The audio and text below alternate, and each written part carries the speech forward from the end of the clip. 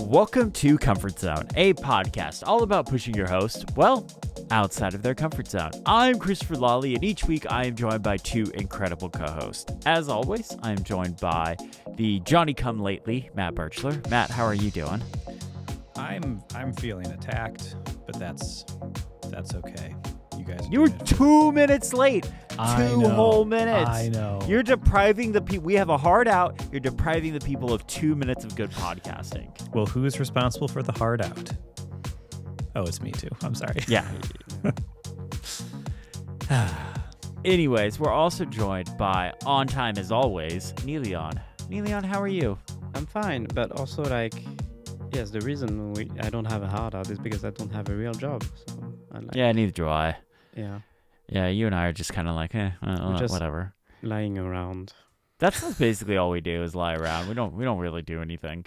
In my head, that's what all Europeans do. Especially in the summer.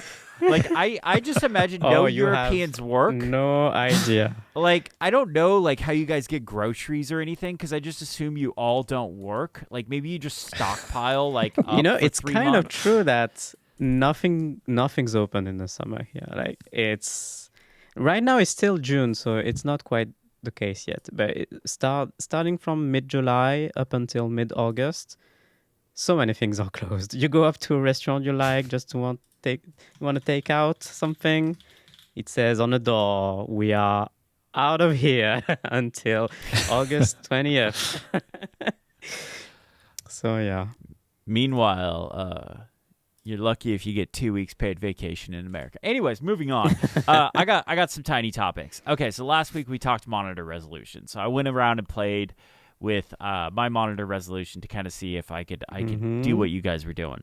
And I couldn't. I couldn't do the 1080p 2x scale on the 4K 32-inch monitor. Couldn't do it. But I did switch it to 2560 by 1440, which is the middle step between where I was and where you two are. And it's a little bit bigger, but it's a little bit sharper, and I think I'm okay with this, but I can't do the 1080p one. That's just, it's too big. It's too much. We'll give you one more week, and you'll be right where we are. I tried it. It won't happen. I guarantee you it won't happen. Yeah, let's see next week. We'll see. Chris, you are life size on my screen. You are just like as I should be. I should be life size on everyone's screen. Editor Chris, cut to me full screen right now. Okay. And the other thing is I was in David Pierce's installer newsletter this week. I talked about my home screen and what I've been doing and some other things, and, go check it out. I believe it's behind the Verge's paywall now, unfortunately. Installer, yes. Yeah, which is a bummer. Pretty much everything is behind a paywall on the Verge now, which is... Anyways, moving everything, on. But also... nothing at the same time. It's a quantum paywall they have over there. You never know what's going to pay. It's Schrodinger's paywall. Yeah. Yeah. If you avert your eyes when the page loads, the whole article is there. But as soon as you look at it, it changes. It's crazy. It's all right. 100% real. All right, we got some feedback, but I definitely can't answer this question. So I'll just you two take it. Somebody I'm just wrote go drink in, a Dr. Pepper. Yeah, go ahead. Somebody wrote in, Ben, and said, if one were to start watching Jet Lag, what season do you recommend starting with? I'm sure, Matt, you have a recommendation for Ben. Oh, my recommendations would be either you should do one of the tag seasons across Europe. You should do the Shenzhen season with Tom Scott, or you should do the Australia season with Toby. These are my picks. Oh, Australia is weird. Okay. I would have... That whole continent is trying to kill you. Like, I would never go there. That's true. I would have answered as well any of the tag seasons. They are amazing. And I discovered jet lag through the Schengen season, where they try to claim EU countries. Yeah, I agree. Australia is weird. Maybe... Oh, it's one of my favorites. I know it is. And it's not bad. It's just weird. It's quite different from the others. But it's good. I would just jump in, get in there. It's so much Yeah. fun. Just pick one. They're all great, honestly. All right. Chris doesn't know what to say. We're speaking to you directly, Chris. This is advice for you Yes. as well. I'm good. This I'm feedback isn't real, by the way. We're just talking to you right now. I kind of thought one of you might have like just put it in there just to talk about it. I was like, I wouldn't put it past them. Is listener Ben even real? Is Ben I real? think they are, yes. Yeah. Is it Big Ben? Is it maybe Little Ben? If there's a Big Ben, there's got to be a Little Ben, right? You can't have a Big Ben and not a Little Ben. Let's move on. Yeah. Yeah. This week on Cozy Zone, which is our members only episode, for $5 a month, you get a whole extra episode of us every single week. We tier listed iPhone features. You know we love a good tier list. And there was some contention. There was some arguing. There was some threatening. And one of us got their own tier list. I won't say who, but one of us got our own tier lists. That was good. And both of my co-hosts are inconsistent in their judging, and that's all I'll say. I have no idea what you're talking about. Anyways, moving on. Let's get in the main show. Niléane, Okay. What do you got for us this week? I'm Let's start again. Would you like to try that again? I am reviewing a piece of hardware. So something great, something amazing that is highly valuable, extremely valuable. It is called the Media Porta Split. I've put in a link if you want to investigate with me. What is it? Can you guess what is it? Just looking at the link. Oh, I know what this is because you've been complaining about this in our chat. Yes. Is it an air conditioner? It's an air conditioning. Yes. Now, it is okay. an AC. Yes. Okay, this is tech. Fine. Okay, that's fine. Oh, it is. Don't worry about it. Okay. It's got an app Okay. and everything. Okay, then by previous rules, it does qualify. There Okay. you go. There you go. I mean, it plugs into the wall. I think if you do a tea kettle, you can get away with this. Yeah. Exactly. We have no rules here. We like to think we have rules. It's anarchy here at Comfort Zone. Oh, we do. You just don't like them sometimes. Exactly. Anarchy. So yeah, the funny thing. So we moved into this house in May. It was not summer yet. It was just fine weather, and already we were anticipating how is it going to be here for the summer. And two things happened. First thing is in May, France, as well as like most of Western Europe, was hit by a heat wave in May, which this is extremely not normal. Nothing's normal anymore with the weather anyway. But yeah, a heat wave in May, it was bad. At that time, I decided, okay, let's get an AC. We are going to get a centralized like heat pump installed someday next year or in the next couple of years, but I need to survive until then. So I was looking at mobile units, like, just an AC unit that you can just that moves around on wheels, that you can just place on a window and remove anytime. When the summer is over, you can remove it. Have you seen the horror stories about like the mobile AC units that you can get? Like the No. window units? Yeah, some of them are like that. Basically, it's like you get an AC block that's on wheels, and there's a big, not a pipe. What was that called? A hose that you direct outside your window that you have to keep mid open so that the Which hose is can- letting hot air in. Yeah, exactly.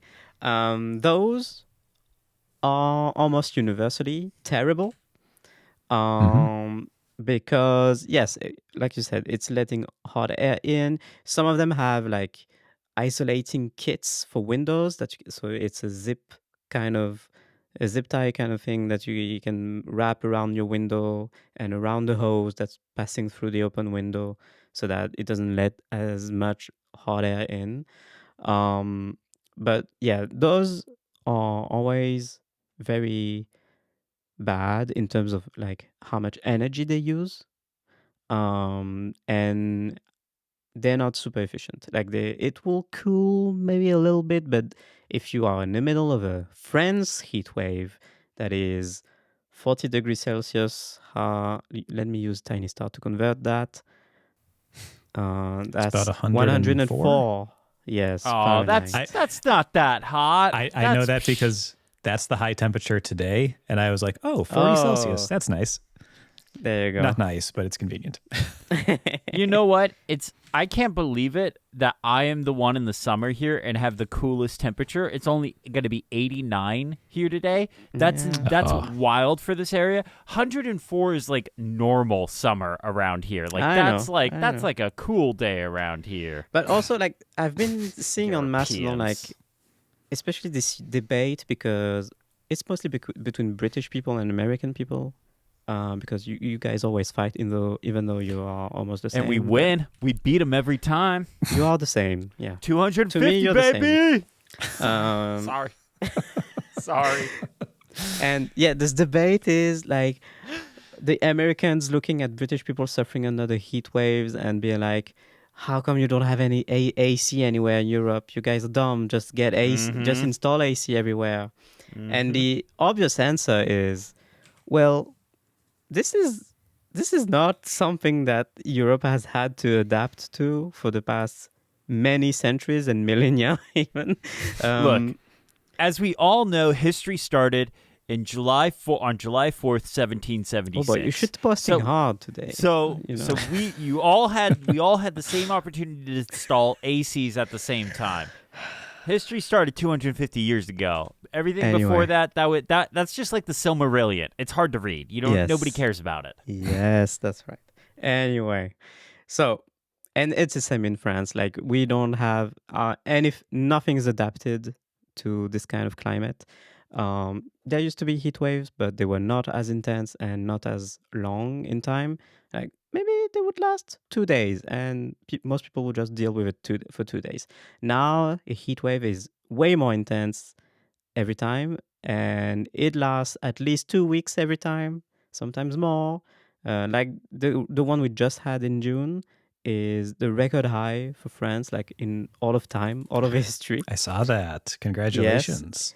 In terms of everything, in terms of the highest temperatures recorded, in terms of like the average nationwide recorded, in terms of the duration, it's all-time records everywhere. Anyway.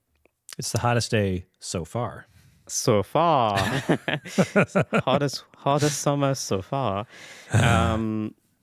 So yeah. Anyway, all of this to say, I got an AC in May, and I was looking at mobile units, and I got the media porta split. We route back to this specific unit. This one is actually pretty great, and this is the one that comes up a lot, especially like this is, I believe, a German brand. When you look up mobile ACs in France, It's gonna be efficient. this is the one that comes up like immediately because it doesn't work like the others. It's pretty much a normal split kind of AC where you have an outside unit that you place outside your building and an inside unit. And the two are connected by a hose, just like any regular split AC that's using a heat pump just to pump the heat and blow it outside and whatever. I forgot how heat pump work. And it can be reversed so that you can use it in winter as well to heat up your room.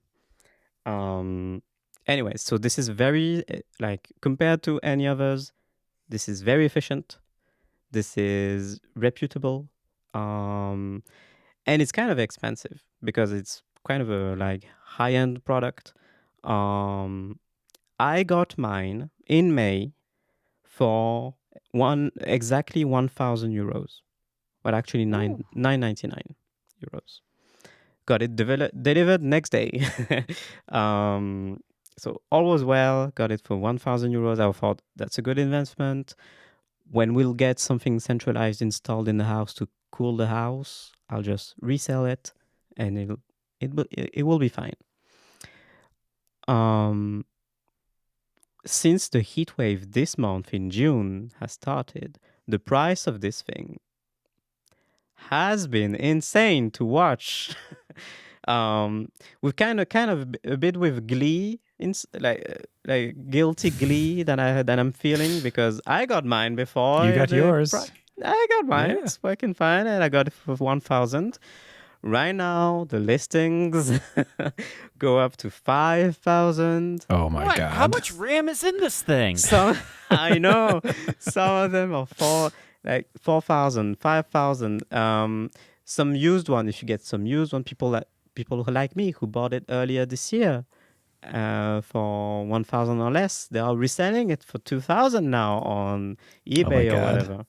It's like Taylor Swift It's the tickets. whole thing. This is crazy. And also, it's very weird because when I got it in May, I had no idea about this. Like the entire market of ACs, I had no idea. Like I don't know. Our former apartment, we had a Samsung one. That's so a pretty common one, I guess. Samsung. But in terms of mobile things, I had no idea. And now I see this thing everywhere. It's become a meme on TikTok. Like people are like, what's the best AC I can get quickly? This is the one that comes up all the time. And it's out of stock every freaking where. You can't find this thing anywhere now. So, how do I like it? I think it's great. It's a great product. It works really well. It's very efficient. Like, it's able to cool a massive room very quickly. And the way that you install it is, so you place the outside unit on like a support that you hang out outside your window.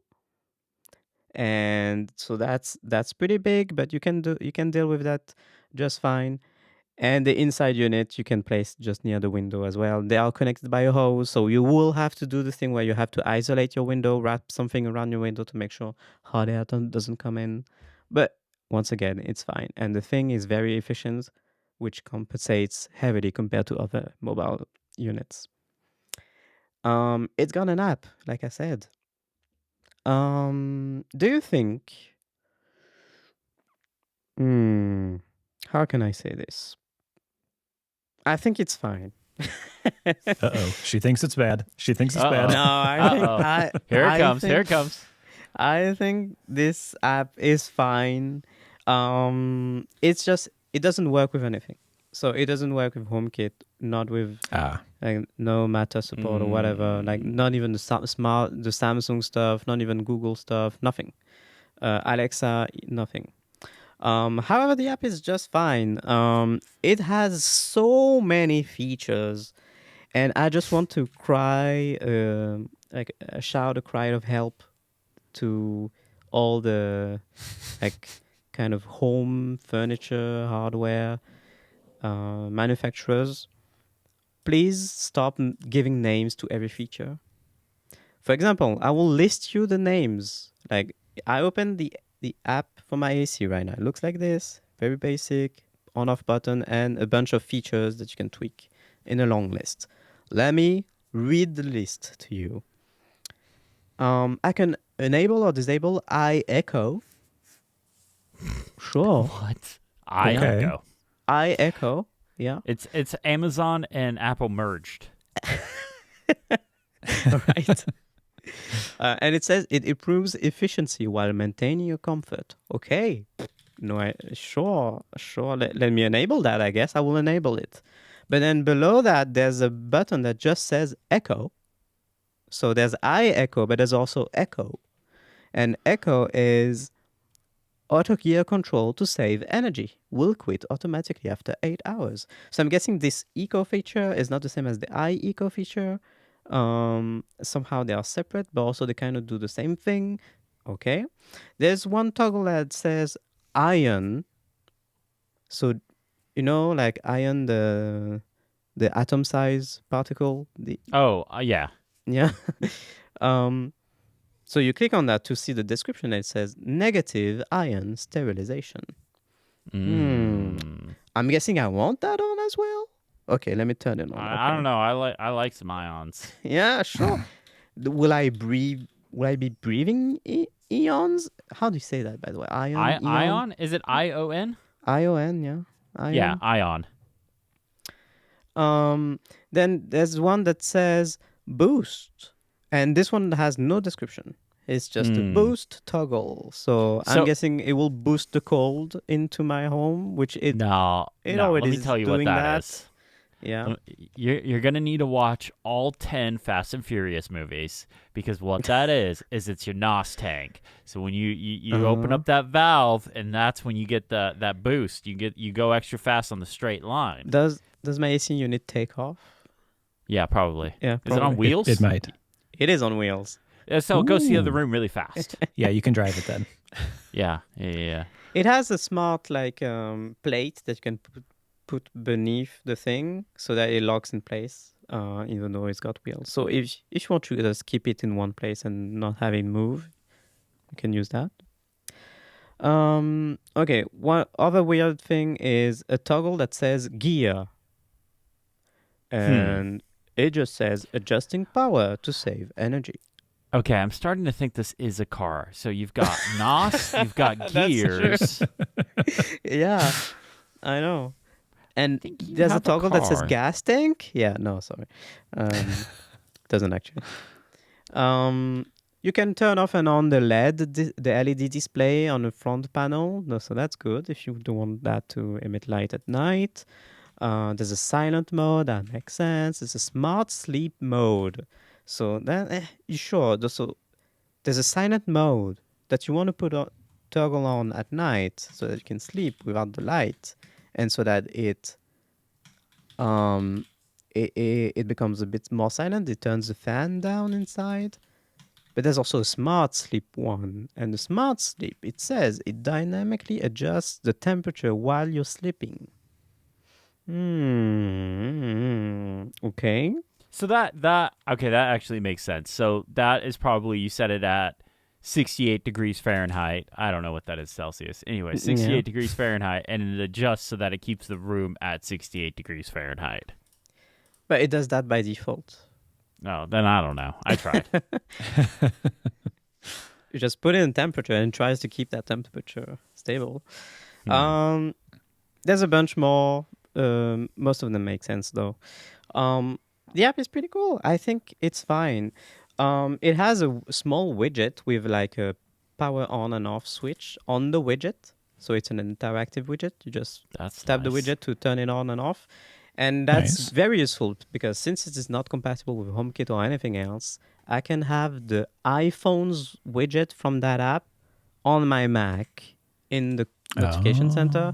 So I can just swipe over notification center and turn on my AC from the Mac directly.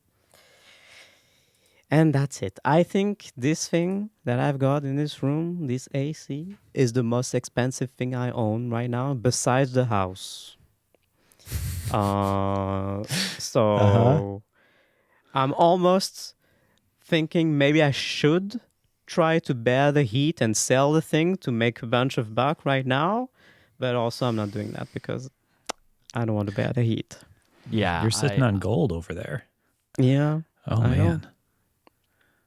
That's interesting. For it to go from like an expensive thing, but not like the most expensive thing, to the most expensive thing you own. That's weird. In less than a month. Yeah. In less than a month.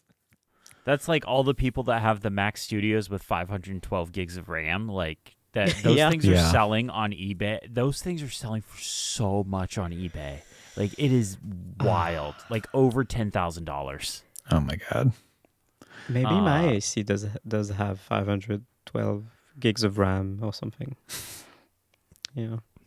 Man, oh man. Well, I'm glad you're staying cool. Yeah.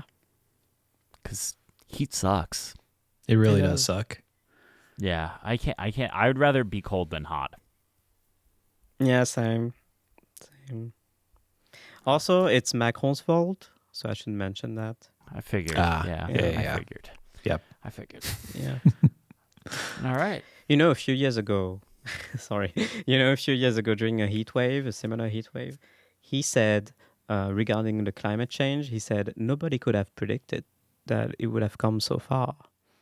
And it became a meme because climate change is like the most predicted thing in human history, probably. I don't know. Your fake science. I don't know. I think it still snows in the winter, and obviously, it's called global warming, snows. and it still gets cold in the winter. So climate and weather are absolutely the same thing. They're absolutely it. I'm with Macaroon on this one. Macaroon. I love when I get to play the ignorant American. I don't know why. That's my favorite bit. Interesting. You're just like this off the air as well. Anyways, moving on. Anything else on this, or? Did I say already that Macron sucks? Yes, I did. You did. It's not exactly the same thing, but on the characters we play, I watched a horror movie this weekend called Undertone, which is about a podcaster who it's a horror movie. It's okay. Okay. But they kept she put on the headphones, and then she and the co-host were like, okay, we need to get into character. And I was like, what do you mean get into character? Do we do that? Am I a character? I don't think so. Is Chris a character? Chris is just like himself, but amped up a little bit extra. Thank you. Yes, that's exactly what I do. Is I turn it up a little bit. I do it whenever there's a camera on me. I turn up my personality a little bit. I'm still myself, but it's like Spinal Tap. It goes up to 11. I just want to acknowledge that I think I can hear my cat just purring in the monitoring. And yeah, sorry. If you're hearing vibration, that's probably my cat purring. We set the standard for audio quality here at Comfort Zone. No, I love it. Yeah. So I said I wouldn't do it. Literally 7 episodes on episode 100. I said I wouldn't do it, but I did it. I have made an app. Not just an app for internal use. This app is going to come to the App Store. Oh, you're stealing my segment. No, this is yours. Yeah. This is yours. Okay. Interesting. I wasn't reading your notes. I'm reading my notes. So the app is called Parchment. I was really happy with that name. I was so glad it wasn't taken. Couldn't believe it wasn't taken on the App Store for something like that. But there's another company named that, so I named it Parchment, Daily Note, and Agenda. Because what this is this started as it was going to be an internal tool for myself. This just started as hey, I am really struggling with Riley and my ADHD of just being able to deal with her, come back into my office, and get back to work and pick up where I left off. And I was and I actually missed a really important meeting because I was dealing with her and I missed the calendar stuff. And I was like, I need to fix this. So what this is it's an app that brings daily notes, tasks, and calendar events all into one spot. And there's 2 sections to this app. There is and I'm just kind of giving the TLDR because I'm going to go into it. It's not on the App Store just yet. It's in app review right now. I don't think it'll be out by the time this episode goes live. So I'm going to kind of give the background of what the app is and how I made it. And then next week or when it's out, I will go deep into it. But the TLDR is basically there's 2 sections. The top section is your agenda. It shows and there's 2 sections in this agenda section. On the left side, it has your all-day tasks and all-day events. So these are the things that you can do at any time. They're not specific time-related. Then on the right side, there is your timed events and timed reminders. And that I separated these because what I was finding is, I've talked about it on the show, I've been having my task and events in my calendar all at once. But when I have a really big day, there's stuff that gets mixed in there, and I don't see timed events at specific times, and I either miss things or almost miss things. So I wanted to separate these 2 out because they're not the same. I'm tired of everything treating all-day events and all-day tasks the same as timed events and timed reminders. So I separated these two out. There's also a section underneath there for daily notes, so you can do typed notes, as you would expect, but it also has support for Apple Pencil and the Pencil Kit tool set, so you can use it on the iPhone as well. And I really wanted to have these two be together. I really wanted it so that, like, if I type something, I could underline it with the Apple Pencil or something like that. That was ridiculously hard. That was one of the hardest things I've dealt with in this. And I realized even Apple doesn't do this in Notes. They separate it out in stuff like Freeform that you can draw anywhere, but you have to use text boxes to put text places. So I was like, even Apple hasn't figured this problem out. I'm in not going to be able to. So. Oh yeah, I guess you can draw, but text can't be in the same place, right? Yeah, or you could do text boxes in the drawing section, but it's not like free writing text like it would be in the text section. So I was like, even Apple hasn't solved this. And I kind of had it. I had it working, but the thing that would break is another thing that was really difficult when it would sync to another device. So if I was handwriting stuff on my iPad and it had type text mixed in there, go to my iPad, the type text would do do text warping or text warping, right? Where like it goes off and the line breaks automatically. Wrapping? Yeah. Wrapping, not warping. Thank you. Wrapping. I've literally been working on this. If you need help with 2 English, let me know. Will do. Yeah. Sorry. I've literally been writing that. Anyways, whatever. So what would happen is the text would wrap, and then like stuff would get mixed in with the handwriting or drawings, or stuff would be off. It wasn't gonna work. So I broke that up into 2 sections.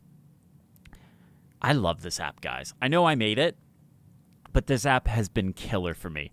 This app has been saving my butt. I just like being able to see my day organized has been really nice. So the way this works is it uses EventKit, so it only works with reminders and the system calendar. My development skills are not at the level of a big business boy Birchler, where I can do. I didn't want to start dealing with Todoist APIs and like other calendar like Outlook and stuff like that. And I actually think with Microsoft, there was a thing back in the day that in order to get Outlook calendar support, you actually had to pay Microsoft $1 million. I do not have $1 million. Oh, I don't know if that's still the thing, but that was a thing back in the day. Invest in yourself. Yeah. $1 million. If you spend $1 million, you're going to be very compelled to earn that $1 million back. This is my productivity advice. Yeah. First, you have to have $1 million. I do not have $1 million. Go to I'm walk into a not even bank. They'll figure it out. This is not financial advice. This is I need a financial loan advice. for $1 million. What do you need the loan for? So I can add Outlook support to my app that hasn't launched yet. Who wants to use Outlook? Nobody wants to use Outlook. A lot of people are forced to use Outlook. Exactly. I apologize to all the people I have forced to use Outlook over the years. Mostly because I was forced to do it. Anyways. But I'm really happy with this app, the way it's turned out. I've been doing a bunch of work on it. And I will say, I know how to make an app, but there's a lot of complexities into this app. I would not have been able to do it without Codex. So if you're like starchly against AI and like won't do anything that AI has ever touched, sorry. But I wouldn't have been able to make this without Codex. Like just flat out, like I don't have the time, and the amount of research that would have gone into it. So for example, and Matt, you could probably help me with this one, talk about this a little bit. Sync. I used the Apple's CloudKit Sync. Pretty straightforward as far as syncing goes, but oh boy, was it difficult. There are so many edge cases and so many things. I had to think about conflicts and mergers and all this. Like, I spent 4 days just on sync. Oh, yeah. Yeah. There's a reason it takes a while for me to get that into my apps as well. But yeah, and you can't just use Codex to do it. You got to log into a web portal and do some things. touch some databases. Unless your stupid computer friend does it for you as well. You can tell your agent to do it for you. I'm just saying, look, I did, because it was hard. It was very difficult. I did basically use Codex to be like, okay, all right, I need to log into this thing. Tell me the steps I need to do. Oh, sure, and sure, it sure. nailed it. Yeah, it can help with that. It nailed it. It was right on the money. I didn't just let it go ham and just like log in and do it for me. No, I did. I will say, I had this error in Xcode, and I couldn't figure it out for the life of me. It was like the most like it was. I couldn't understand it at all. It was like the most ambiguous error I've ever read. I didn't understand where this was coming from, what it was talking about. I like screenshotted it. I was like, I put it in Codex. I was like, what is this talking about? It couldn't quite figure it out. So I did, hey, Codex, go into @Xcode and figure this thing out for me. Figure out what's going on. Tell me, don't make any changes. Just tell me what's going on first. And it figured it out.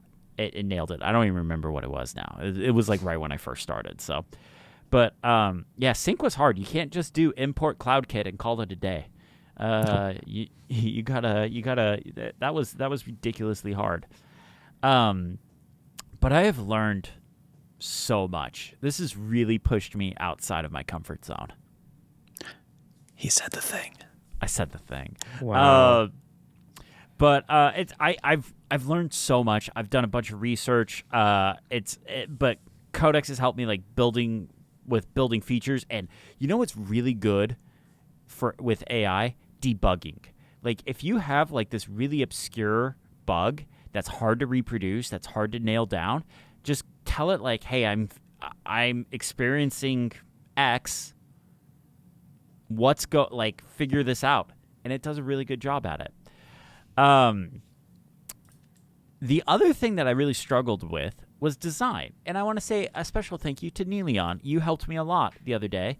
You gave me a bunch of really good feedback, and I appreciate it. I think I implemented just about all of it, and it's really helped the app. I think the thing that I was the most hesitant about, but the thing that I absolutely love the most, is at the top of the app, there is a yesterday, today, and tomorrow section.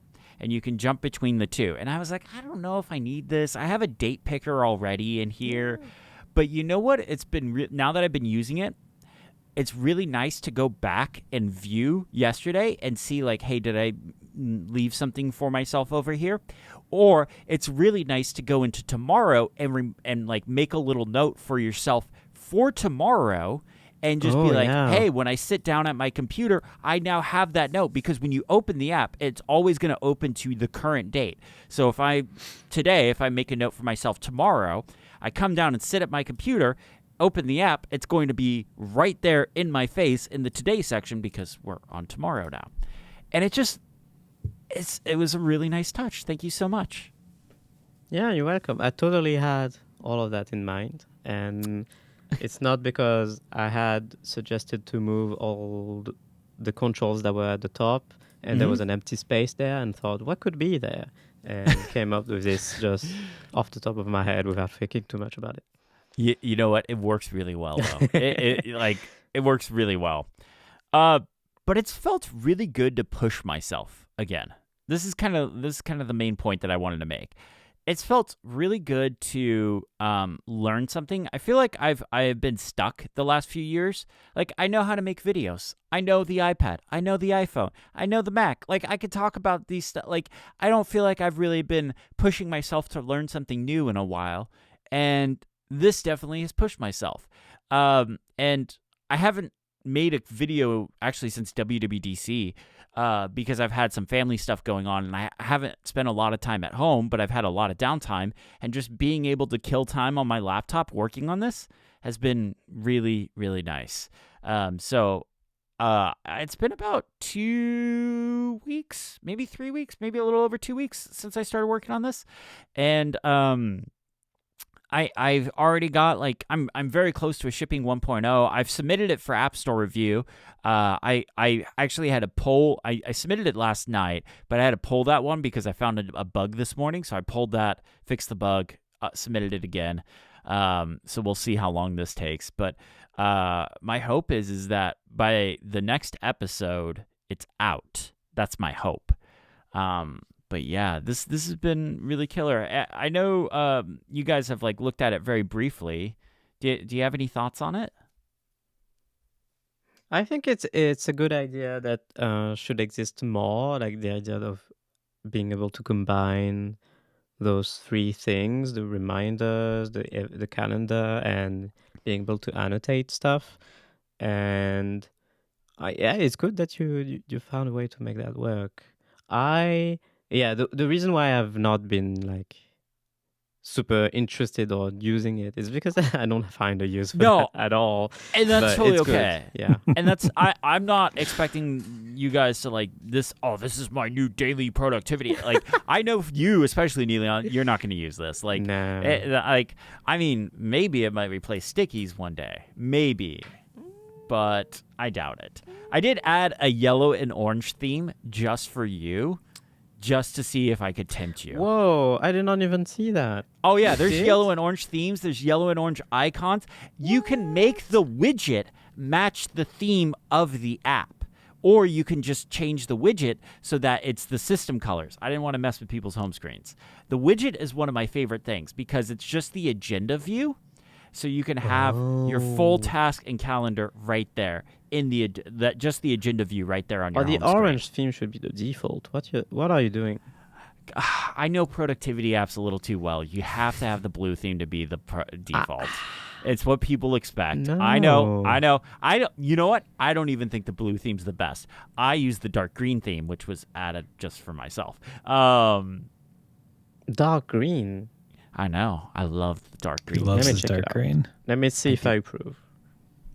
No, sucks. The dark Orange. green looks good in dark mode.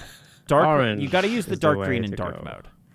But yeah, there is an orange and a yellow theme. I added it specifically for you, Niléane. I added the pink theme for Danielle. Matt, is there a color you want? You know, I haven't added a color for you. Okay. I have That's purple, fine as well. which is good. Yeah, there's purple. There's Um, red, green, blue, purple, yellow, orange, pink, dark green. I just pulled off the top of my head. Wow, I'm impressed. And there's an app icon to match every single one of those. I want to know, Matt, what do you think of the changes I suggested? I want compliments from the designer-in-chief, Matt Birchler. I think the changes you suggested were good. You suggested things such as moving the buttons that do specific actions closer to the thing that they're actioning on, like the share button. If it's sharing the daily note, it should be next to the note, not at the top of the screen. So that works great. Yes. I'm feeling good. Thank you. Yes. Yes. I definitely appreciate Niléane's feedback. I like needed them. to find a way to make this about myself. It's okay.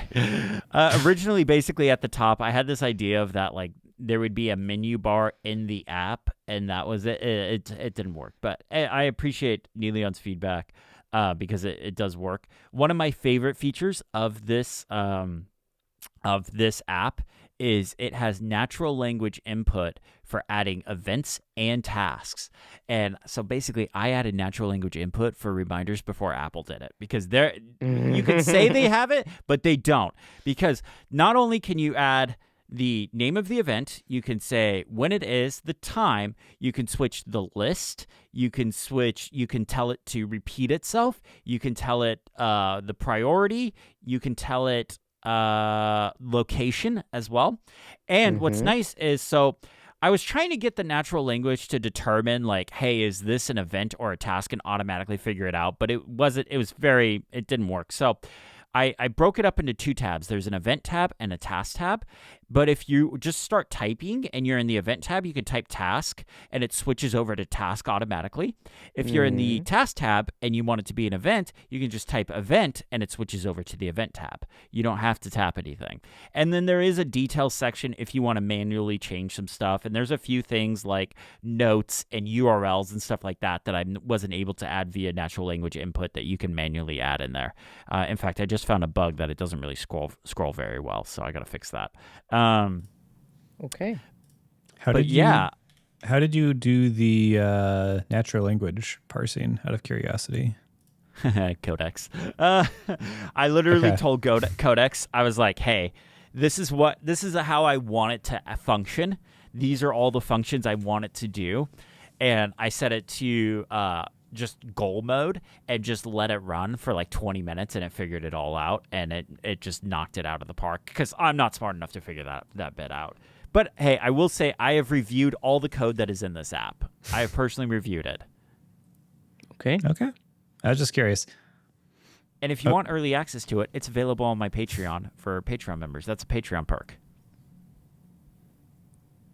Nice. Yeah, no, I'm pretty happy with it. I like. Oh, and okay, love this feature. One more thing. Okay, so for reminders, if you go into the agenda section and if you tap on them, it deep links to the reminders app.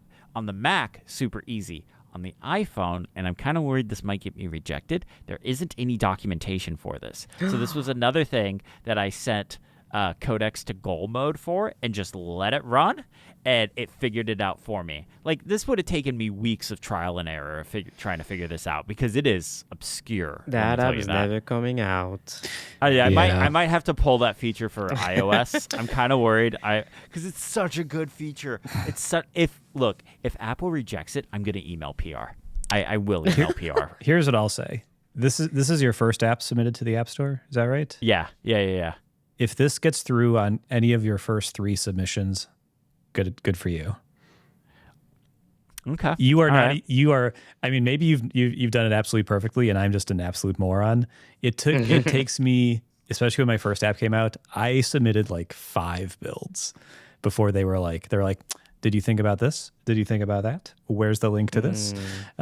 It's crazy. So I wish you luck. I did go. So one of the things I did do with Codex was, hey, pull all the App Store rules, look at our app, and make sure we are compatible. The only thing it said that we're probably in like the gray area for is the deep linking for reminders on iOS and iPadOS. So we'll see. But I made sure all my privacy policy stuff is there, all the accessibility stuff is there. That was one thing I really appreciated Codex's help for. Was I told it to basically audit my app and figure out what accessibility features we need to add, and it did a really good job of figuring all that out. Because I didn't want to leave that out, but also I'm not a big accessibility user, so I didn't really know. So I appreciated that. All right. So that's it. Hopefully that comes out soon. And if I get it, Matt, should we make a bet? No. Oh boy. If I get it at under 3 submissions, it gets approved in under 3 submissions. First time we see each other in person, because I think it'll happen at some point. First time we see each other in person, you buy me a beer. If it's over 3 submissions, I buy you a beer. Sure. We can make this bet. Let's make it 5 beers. 5 beers? Yes. Okay. What's a beer? I mean, add some steak. Well, now they're expensive. Everything's Exactly. expensive now. Some All steak. right. Okay. All right. Well, we'll see. Well, good luck, Chris. I'm very excited for this for you. You are going down a familiar road where I have trod as well, which is none of these apps do exactly what I want. Mm-hmm. Oh no, I think I know what I'm about to do. And so I hope it resonates with other folks as well, because it is cool. Yeah, and it feels so good. And I will say, I have a list of apps that I kind of want to make. So the other app that I've made that I haven't talked about, I don't think I've talked about on the show, is Balance Audio. Because one thing I am terrible at is getting all 3 of our audio tracks to be the same level. So I made an app that's literally a front end for FFmpeg, because yes, I could do this in the terminal with FFmpeg, but I didn't want to. But it's a front end for FFmpeg, and you two. Wait, why is it a challenge, Chris? Because you two have the worst mic techniques out of anyone I have ever podcasted with. I can hear love you myself. guys. I can hear your air conditioning. and now I'm all the way on the other side. And Riverside also tries to auto-balance things too, I think, because when you guys were backing away, one of your air conditioners went way up, and all of a sudden I could hear your AC. Mine's off. So it was Matt I'm Birchler's. innocent. Mine is roaring. Yeah. So anyway, so basically this app that I made, this is technically the first native app I have ever successfully made. Native to Electron? Oh, Native good for to you, Mac Chris. OS. Good for you. It is a native Mac OS app. But I've made some web apps and stuff before. But and actually, I did make one Mac app that started off as a web app, and I was like, this should be a Mac app, and I put an Electron wrapper around it. But yeah, that one I don't actually really use anymore. But anyways, Balance Audio. It's really nice front end for just like getting our audio tracks to be the same level consistently. But yeah, anyways, so that's my app development journey. I'll dive deeper into how I've been using Parchment and stuff once it's officially out. But I will say it's just going to be $5. I've already kind of committed to that. It's going to be a $5 one-time purchase app. I don't think I'm going to be adding a bunch of stuff in the future. I do have ideas for a 2.0, but other than like the yearly here's the new features from Apple kind of thing, I don't think I'll be adding a ton to it. And it's really an app for me. Like I'm making it for me, and I'm just going to release it on the App Store because I think other people are going to benefit from it. Nice. All right. Should we get to our challenge? Yeah. Yes. All right. Matt, it was your challenge. Yes. And in possibly a comfort zone first, we've all theoretically done completely different things. Because the challenge was to redo your favorite challenge that you have ever issued. Do not tell your co-hosts until next week what you've chosen. Now, I can go first if that's okay. Please. I went back, all the way back to the origins of Comfort Zone, episode 4. Whoa. Oh. I know. I was like, I remember issuing this challenge, but when? And it was so far back. It wasn't in Notion. It wasn't in Obsidian. I literally had no show any like notes. Oh, it would have been in Notes. It would have been in Apple Notes. You're right. Apple Notes is where it would have been. Yep. That was the goat, you're right. by the way. We should go back to that. Oh, disagree. No, we're not moving again. I'm tired of moving. We're good. But the Comfort Zone database did help me find it because I just searched for it and found it. It was great. So I went back to episode 4, which was reorganize your travel bag. Ooh. Oh, no. And I have had the same backpack for 7 years, I think. I have the Brevity camera backpack. 7 years with this one backpack? Wow. Which is a 14-liter little baby backpack. It's a camera backpack ideally, but I never carry a camera in it. It's just a nice little backpack. But I finally got a new backpack.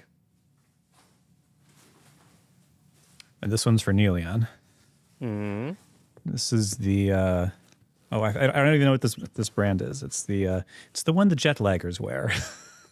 Oh, really? Which you see all the time if you watch Jetlag, which, Chris, you totally should. Hashtag sponsored, apparently. Cotopaxi. I But guess is the theirs brand. are so freaking colorful. Oh, yes. They got very colorful ones. I got the Chris Lawley edition, just the black and black. Yeah. Just the man version. I don't love having a flashy backpack or like flashy luggage. I just like to be generic as possible.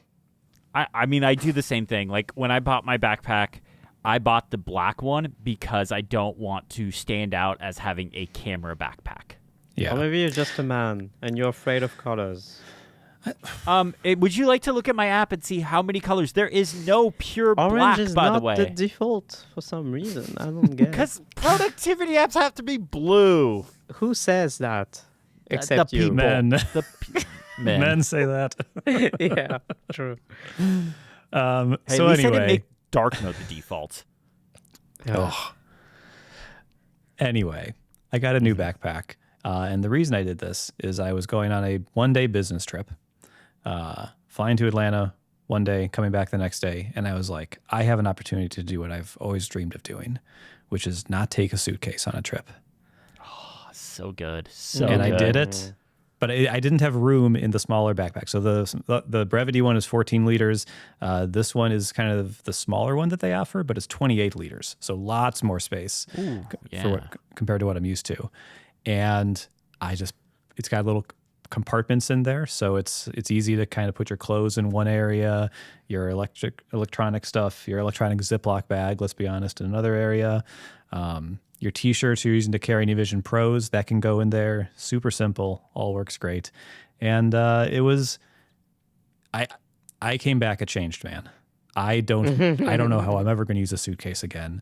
If it's a 2 or 3 day trip, I'm trying to cram it in here because it was so liberating. Not worrying about space in the plane, not worrying about like when you're getting up, like having to reach up and have to be like, excuse me, sorry, I need to grab mine. Like you just pull your bag out from under the seat, you get going. It's incredible. The last few times I've flown, I literally just traveled with a backpack. It is amazing. Yeah, it's nice. So anyway, that's exciting. I'm very happy about this. I love it. I love it. Though you need to get some stuff for inside your backpack that's not Ziploc bags and T-shirts. No, I'm pretty happy with that system. That's going fine. Anyways. One of my favorite challenges I ever issued, because you had to pick a challenge you issued, was automate your startup routine. And if you guys cast your mind back, this was the one where I built an automation that launched all my apps, but then looked at what keyboard I had plugged in and picked a wallpaper that matched the color of that keyboard. If you all remember that. So I went a little bit of a different route this time. I went and I set up a Codex automation to look for important emails, because as we've established, I get a lot of email. So it looks through my email, it looks through my inbox, my Sane Later folder, Sane News folder. It looks for the important emails, looks for important unread messages, and then pulls 10 news articles of things that I'm into. And it has been spot on. It has been fantastic. I love this thing. Okay. How does it pull the news articles you're interested in? Web searches, and it pulls based on. I told it basically, hey, these are the things I'm interested in. Be specific to these categories. Look for breaking news, industry leaks, things like that, and then it just goes from there. I didn't say 10 specific. I think I said 5 to 10 articles. Fun fact: yesterday when it ran, it pulled my installer piece. It had a thing about being productive on the iPad is back again. That's how it phrased it or something like that. And I was like, oh, what's this? And I clicked on it and it was me. And I was like, oh. I do love that's the height of artificial intelligence. Let's see, what news would Chris Lawley be interested in? Ooh, here's an interview with Chris Lawley. Yeah, I was like, you don't need to include any. I did modify it after that. I was like, you don't need to include anything that has my name on it. That's a whole separate automation. I'm not that vain. You probably think the song is about you. Oh, I'm not that vain, but I do have a Google alert set up somewhere that I have no idea that will every 6 months will email me when someone links to something that says Birchler. Yeah. I don't know where this was set up, and it's never tech stuff. It's always some unrelated Birchler out there that triggers out a Google alert. I have the same thing, and it's only ever fires for some reason when it's 9 to 5 Mac or Mac rumors. Other websites will link to me, but it never fires off. But I can't figure out how to turn it off. I don't remember where it is. I don't want this anymore. I set it up when I first started, and I was obsessed with it. You do. Anytime. You want it. I really don't. I don't. We know you do. It's nice when people link to me, but I usually find out other ways. I usually find out before this. So, Niléane, what did you do? What did you do? Okay, so I was looking on the Confuser database which episode it's from, but I can't find it. Oh. I know this is a challenge that I issued, at least. So she bought a new iPhone, everybody. What I really did as a challenge is change something about your music listening setup. Knew it. And I'm pretty sure that's very early as well, like one of a few first episodes. But yeah, I can't find it in the database. Maybe Matt can do some magic and find it. I'm looking for it right now. Okay. So anyway, I redid that challenge, and what I did is I swapped out Doppler, the music player on iOS and macOS. I'm no longer using it on macOS already. I'm using Swinzian, as you know, but I was still using it on iOS. But I swapped it out for Plexamp. Plexamp is an app made by Plex, and it's a music player, so that if you have music stored on your Plex server, you have Plexamp that you can install, and it's a full-fledged music player, and it's very advanced. I probably already talked about Plexamp before, but as a reminder, it's very advanced.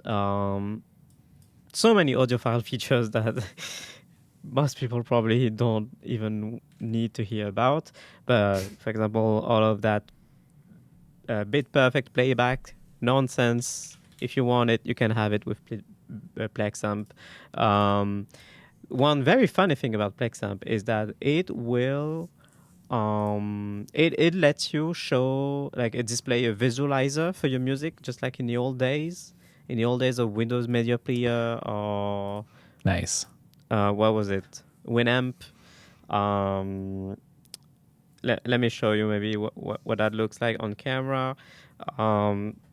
Basically, it's on the now playing view. You can have that. You can tap it to switch it between the cover and the visualizer, and you can swipe. Yes, you can swipe to switch the visualizer. Oh, nice. Am I able That's to cool. do that? Yes, there you go. Yeah. That's pretty cool. Oh yeah. Yeah. Yeah, this is like early iTunes days for me. Yeah, this is 2001 right here. Look at all those. It's 2007. very nice. Very nice, because actually I forgot that it's kind of satisfying to watch as you're listening to something. Especially if I tend to do this sometimes. Most of the time I listen to music casually in the background of while I'm doing something else. But many times as well, I'm listening to music like I'm focused on it. I want to be focused on the music I'm listening.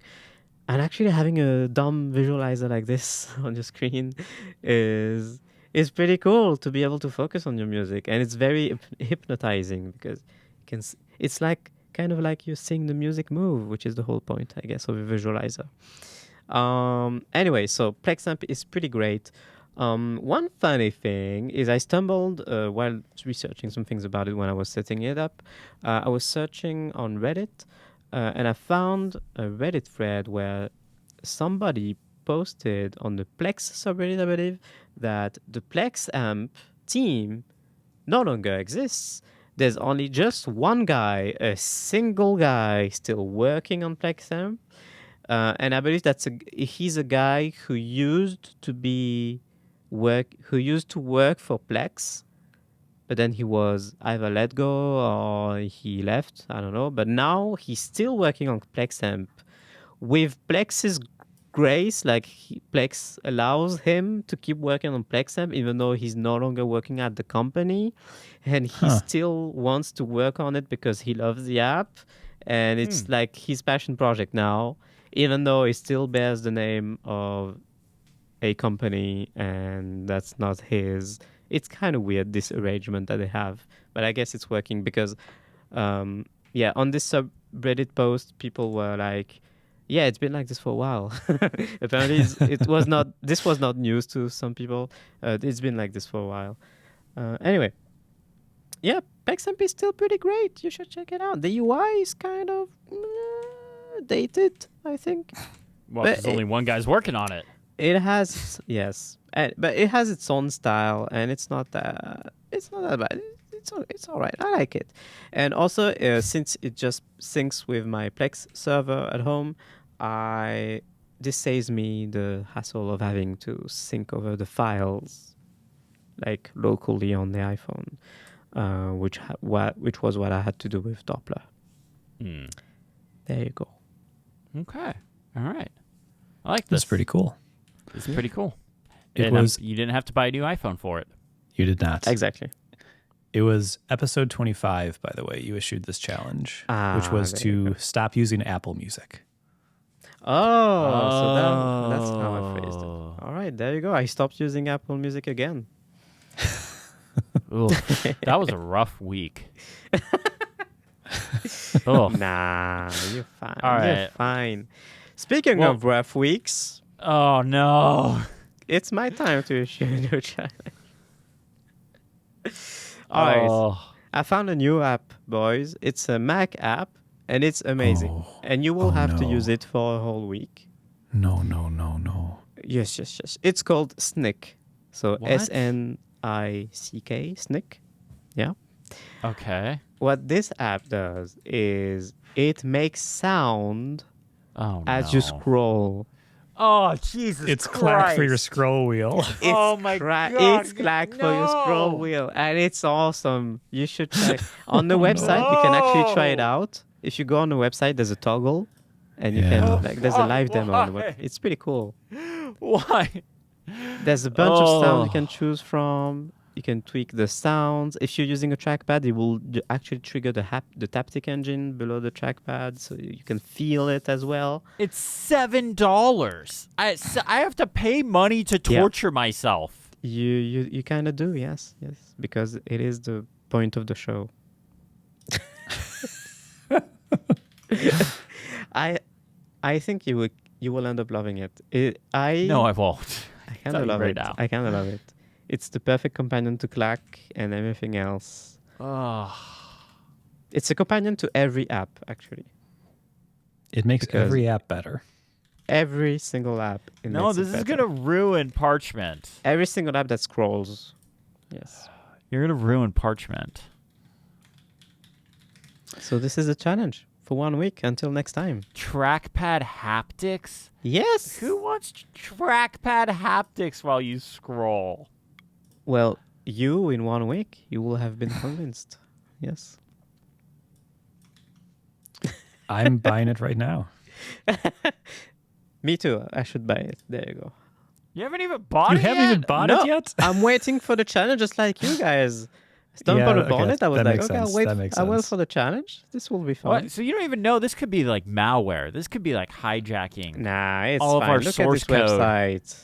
It's fine. This person's going to see 3 purchases like right in quick succession and be like, we've gone viral. It's happening. There you go. I mean, I- now that we mentioned it on the show, definitely viral. Remember the success of Clack thanks to me. Oh God. I am not convinced. No, I am convinced that you single-handedly pushed the success of Clack. There you go. Not necessarily a compliment. I'm taking it as a compliment. Thank you very much. Hmm. €7.70. That's good enough conversion rate. Okay. All right. Well, let's just wrap up the show here. And my end of the show question for you two is, Yeah. what's something you're excited about right now? Oh, you know, I have a perfect answer for you, Christopher Lawley of California. Oh no. Yes, what I'm excited about is that we are in the year of our Lord, whatever Lord that is, 2026. Zork. Yes, Palpatine. And next year is 2027, and 2027 is the year of the French presidential election, which means Macron is on his way home. Like, wherever his home is, it's not in the French presidential palace. He'll be gone. You know where Goodbye. his new home is going to be? It's going to be your next door neighbor. He's buying the house next door to you. You know, I would kind of love to. I would. It would just- be a Dennis the Menace thing. You would just mess with him all day Yeah. long. I think I deserve to be his neighbor after all this. Bart Yes. Simpson. It would be the Bart. It would be the Bart. It would be the Simpsons episode when George H.W. Bush moves into Springfield, and that's Bart very just specific. messes with him. Okay, I believe you. Okay, Matt. What about you? Oh boy. I'm genuinely excited about using Snick. Ugh. But I'm also excited about the World Cup. I watched my first What? match Oh, yesterday. Are you Canadian now? Ugh. Sometimes I Anyways. wonder. What? Why Canada? What I don't Canada? because they're close by, and I think they like soccer. I don't know. They do? I don't know. Yeah, by the way, I'm missing a match right now. Brazil Japan is happening right now. I'm missing it for you. So actually, I'm not Yeah. watching it. I'm not going to watch it. Yeah, I'm protesting the World Cup because of all their human trafficking and human rights violations and stuff. So yeah, Oh, okay. against it. You're trying to outwork me? Is that what yeah, you're saying? I'm the wokest of us. Yeah, Remember when I was just all excited about outwork me? history started in 1776? Anyways, I'm excited. I just finished 007 First Light. It was a great game. If you haven't played it, go play it. Oh, yes. Go play it. Yeah. I'm actually excited about it. I just finished Death Stranding 2, which I've been playing for almost a year. What year is it? It's one of the most incredible endings to any game I've ever played. It's so good. Unbelievable. I just Nice. installed Snake. I think this is the best thing ever. All right. Well, on that note, thank you all so much for listening or watching. We are on YouTube. Big thank you to Mac Stories for having us. We are a Mac Stories podcast after all. Thank you all for listening, and have a great day. It's actually clicking as I scroll. It's awesome. Oh, God. All right. love it. Thumbnail.